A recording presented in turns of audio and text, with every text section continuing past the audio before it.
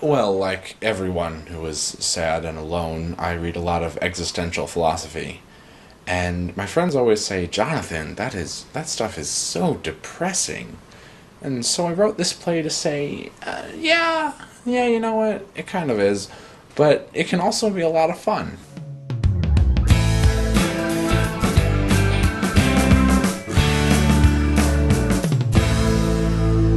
Production, You Could Drive a Person Crazy has changed my life.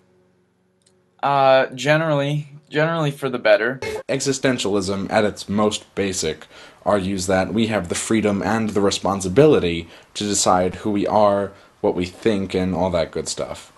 When we act in accordance with our own wills and do what we want to do and be what we want to be, that's great. But when we allow our actions to be influenced by other people or other groups, that's not great. I'm actually a replacement cast member. I'm replacing the girl who originally played Nancy.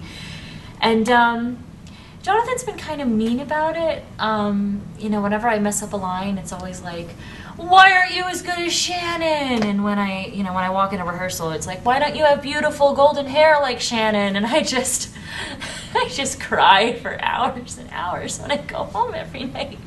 Played back at Fordham University to a great response, theatrically and academically. And luckily, we could assemble most of that original cast to reprise their roles for the Strawberry Festival. We as a group have done a lot of shows together. Chris, Vinny, Giancarlo, our original Nancy, and I played the five leads in Peter Pan and the Intergalactic Space Aliens from Deep Space Sector 9, which is my other magnum opus. Hallie and I just did The Pillow Man last semester, and most of the cast here was involved when we broke the world record for longest continuous dramatic performance with The Bald Soprano back in 2009.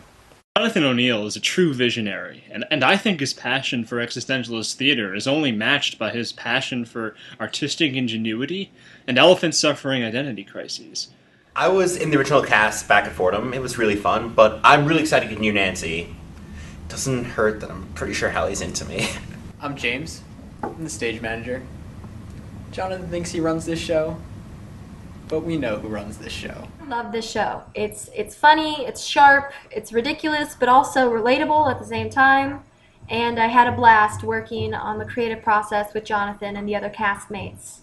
My name is JT. I'm new to the cast. I go to the Cooper Union down in the village, so I'm kind of like, new to the whole cast thing, whatever. Città bellissima dove hai fatto la dolce vita la vacanza romana e tu. It's such a fun play and it's so funny. Und danach ich bin Ricky Borderline und ich fasse die erste Cast vom You Could Drive a Person Crazy. Dankeschön, auf Wiedersehen. The protagonist of this play, Nancy, is a character who constantly and only acts in bad faith. Nancy has almost no personality, always defining herself in relation to whatever man she is dating on any particular night. And on these dates, her lack of a stance on anything seems to get her in trouble a lot. The six men in this play are constantly trying to steer the ship into the iceberg, and Nancy never puts herself in a position to take the wheel away. I'm not in the play, and I don't know what I'm doing here.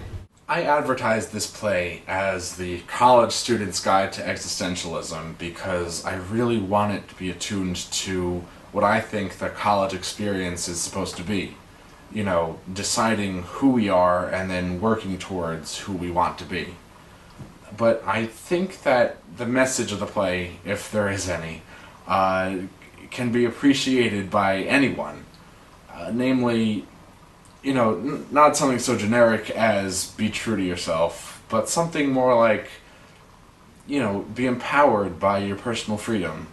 Remember your personal responsibility, but most of all, don't be such a Nancy.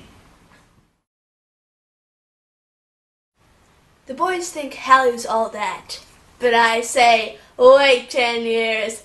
Ah, ah, ah, ah.